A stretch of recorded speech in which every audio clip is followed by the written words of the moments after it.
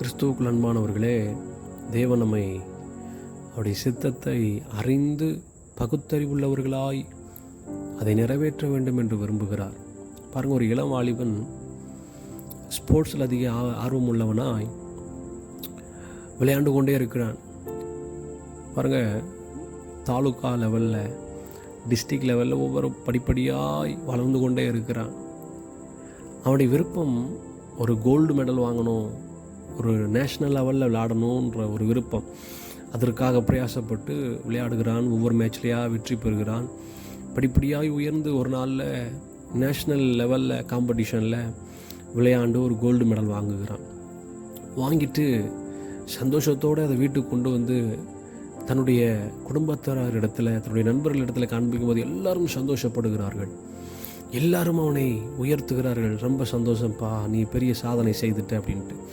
ஆனால் தகப்பன் மாத்திரம் ஒரு விதமான மௌனம், ஒரு விதமான கலக்கம், ஒரு விதமான வருத்தம் அவருடைய இருதயத்தில் இருக்கிறதை இந்த இளம் வாலிபன் உணர்ந்து கொள்கிறான். தனிமையாய் வந்து கேட்கிறான், அப்பா என்னப்பா சந்தோஷமா என்று கேட்கும் பொழுது தகப்பன் சொல்லுகிறான், இல்லைப்பா, நான் உன்னை வேறு துறையில், வேறு டிபார்ட்மெண்ட்டில், வேறு பணித்தளத்தில், வேறு ஃபீல்டில் நான் உன்னை கொண்டு போய் நான் உயர்த்தணும்னு நினச்சேன்ப்பா. ஆனால் நீ இப்படி இந்த காரியங்களுடைய இருதயத்தில் இருக்குது என்பதை நான் அறிந்து கொள்ளவில்லைப்பா அப்படின்னு சொல்லி மிகவும் வருத்தப்பட்டார். அதுபோல தாங்க நம்முடைய வாழ்க்கையில் நம்ம எதையோ சாதிச்சிட்டோன்னு சொல்லி ரொம்ப சந்தோஷப்படுறோம். பாருங்கள், நான் யாரும் பிரேக் பண்ணாத ரெக்கார்டை நான் பிரேக் பண்ணியிருக்கிறேன். யாரும் வாங்காத மார்க் நான் வாங்கியிருக்கிறேன். யாராலும் செய்ய முடியாத ஒரு காரியத்தை நான் செய்திருக்கிறேன். நான் இந்த துறையில் சாதிச்சிட்டேன், நான் அந்த துறையில் சாதிச்சிட்டேன், நான் அந்த படிப்பு பண்ணிட்டேன், நான் இந்த காரியத்தை பண்ணுறேன் என்று சொல்லி ஓடிக்கொண்டே இருக்கிறோம். ஆனால் அது தேவனுடைய சித்தமா என்று பார்த்தால் இல்லை. அநேக முறை தேவன் சந்தோஷப்படுகிறாரா? நீங்கள் யோசித்து பாருங்கள். ஒவ்வொரு நீங்கள் செயல்களையும் செய்யும் பொழுது நீங்கள் தேவனுடைய சமூகத்தில் ஜெபம் பண்ணி கேட்டு பாருங்கள். அநேக முறை தேவன் மௌனமாக இருந்திருக்கிறாருங்க. அநேக முறை தேவன் செயல்பட இல்லைங்க. அநேக முறை தேவன் அதற்கு அனுமதி கொடுக்கவே இல்லைங்க. ஆனால் நம்ம அதிகமாக தேவன் அனுமதி கொடுத்துட்டார். தேவன் நமக்கு நம்மளோட கூட இருக்கிறார் என்று சொல்லி அதிக முறை முயற்சி செய்து ஓடிக்கொண்டே இருக்கிறோங்க. ஆனால் தேவன் மிக வருத்தம் உள்ளவராக இருக்கிறார். அவருடைய சித்தத்தை அறியாத ஒரு இருதயம் உள்ளவராய் நாம் இருக்கும் பொழுது அதை குறித்து தேவன் மிகவும் வருத்தப்படுகிறார். பாருங்கள், ரோமர் 12:2 வாசிக்கிறோம், அவருடைய பிரியமும் பரிபூர்ண சித்தம் இன்னது என்பதை அறிந்து கொள்கிறதற்கு பகுத்தறிவு